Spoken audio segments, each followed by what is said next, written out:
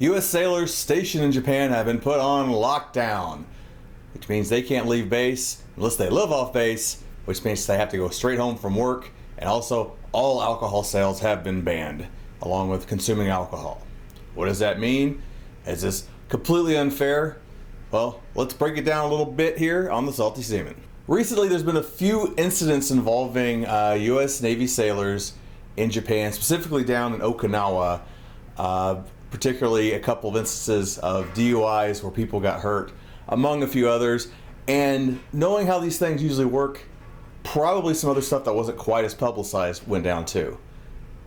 What I mean is, when something happens involving a Japanese national, or JN as they're kind of known over there, they make a big deal. The news takes onto it because it's foreigners who did it, specifically foreigners who's there as their guests, which U.S. military is. I was stationed in Japan 6 years over 2 different tours, so I've been kind of used to a bit about how that goes down. And I was around back my first tour there in the 90s, where you kind of saw that, and that was right after the really big incident involving 2 Marines and a sailor raping a woman in Okinawa in the early 90s, which really started off the modern problem of the military serving in Japan. Now, we've been there since the end of World War II. We were during the occupation. We established bases.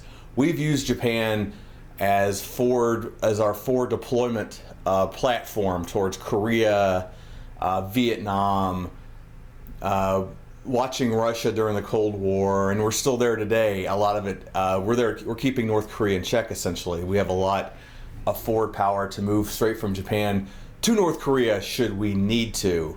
For the most part, Japan is very happy we're there, or at least accepting of it, pretty much as we've been there for a couple of generations now, and they also know the importance of us being there to protect them and the rest of Asia from threats like North Korea.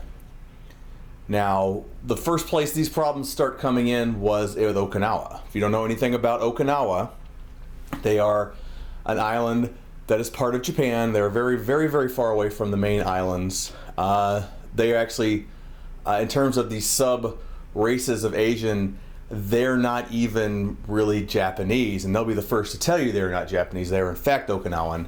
In fact, the Japanese mainlanders, or main islanders, are more closely related to the Koreans than they are to Okinawans. But they've been part of Japan forever. But they're not very happy with Japan being part of Japan in the first place, much less having a bunch of military there. So anytime there's anything involving the military there, there's going to be a stink with a lot of the population down there.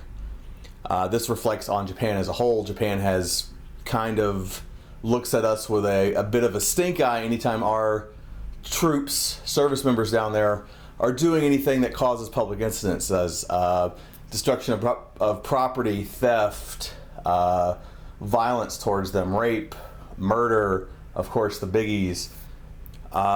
Just so you know, on average, comparing the ratios of service members versus the Japanese population, we have a much lower crime rate.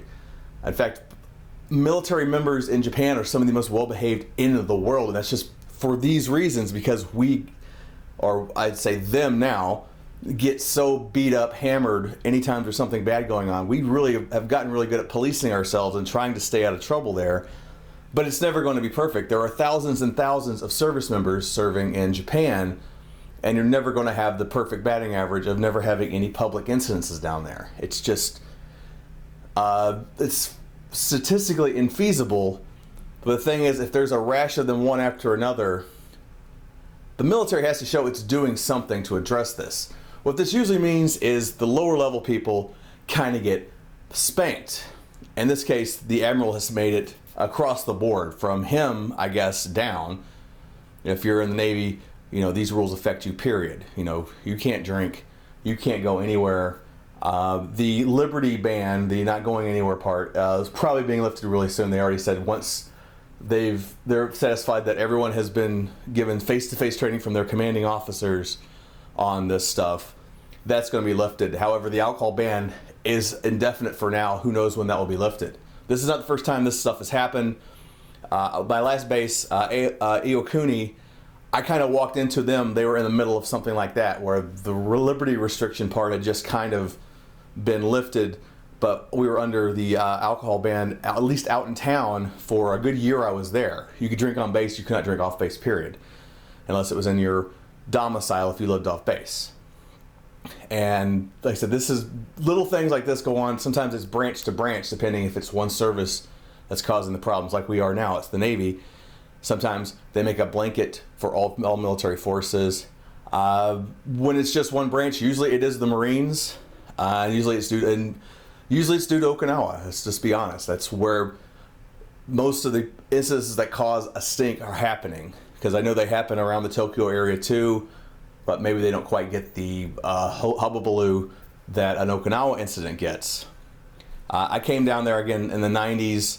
The first big restriction we saw was E3 and below were not allowed to stay out past midnight in foreign countries. My ship was in Japan, Yokosuka. We went to other countries.